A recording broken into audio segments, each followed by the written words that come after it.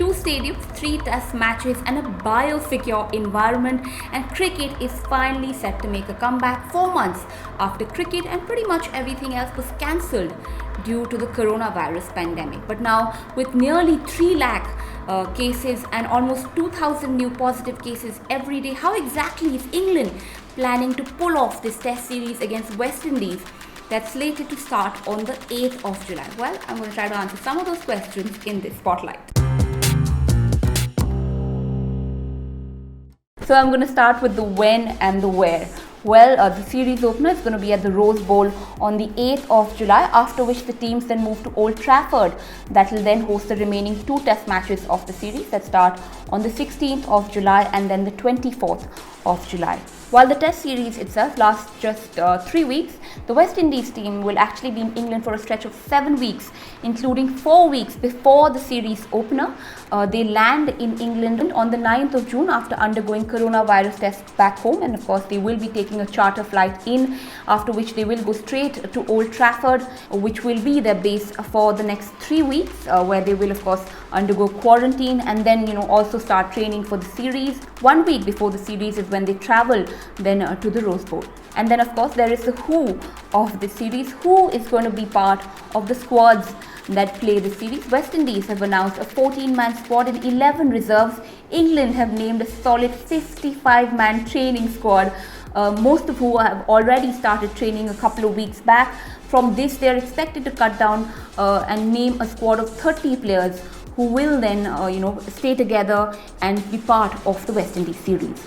Now, I'm sure the question that comes to mind is why are so many players being called upon for a series where you want to minimize the exposure? Well, the why also has to do a lot with the how. How is England planning to pull this series off, with the growing number of coronavirus cases every day? How exactly are they going to make this happen? Well, biosecure is a term that's going to be thrown at you quite often when you go looking for answers. A biosecure bubble is going to be created around everyone who's part of the series, from the players, the officials, the media, the broadcasters, and everyone's going to be tested once they come in, and that there is no exiting this biosecure bubble unless the series is over. So there are not going to be any dinner outings, no interactions with fans.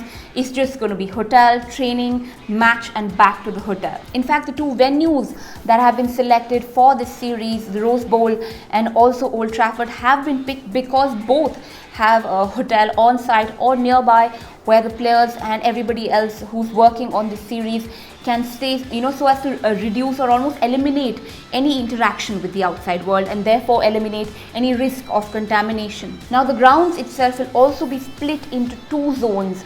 The inner zone will comprise of the players and the officials, everyone who's involved, in the field of play. And the outer zone will have the broadcasters, the media, and the ground staff.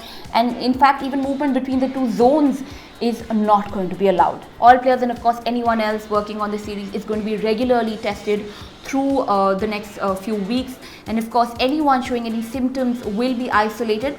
Both the venues of course also have demarcated zones to isolate anyone showing any sort of symptoms. So clearly a lot of thinking and planning has gone into the planning of this series, and ECB's Director of Events, Steve Elworthy, has said they're quite confident they can pull this off. He in fact even said that he's confident that their plans could withstand a second wave of the coronavirus if one were to come. The way that we've structured the bubble is that it can operate under the most extreme circumstances. External factors should not affect that, because if you're secure within the venue and you don't break the confines of that venue, then your game should be able to go ahead with no problems at all, he told Sky Sports. All matches, of course, are going to be played behind closed doors, so of course that means no fans, and the entire schedule is still subject to the UK government's clearance. Okay, before I wrap this up, let me just complete my 5 W's and get a what in there as well. What can go wrong? Well, clearly a lot can go wrong, but for all the cricket fans out there who waited to get live action cricket on their screens, we do have our fingers crossed. So far, the only hiccups around this series have been around squad selection. West Indies, while announcing their squad, said 3 players had said that they would not be comfortable making the journey to England. Darren Bravo, Shimron Hetmyer and Kemo Paul All three of them said that they weren't comfortable and they were worried about their families and therefore did not want to tour England. West Indies Cricket Board's chief executive Johnny Grave in fact told ESPN Cricinfo that Keemo Paul is the sole breadwinner in his entire household and wider family. He was really concerned if something happened to him, how his family would go. So that's an extremely understandable decision made there by, in fact, all the West Indies players.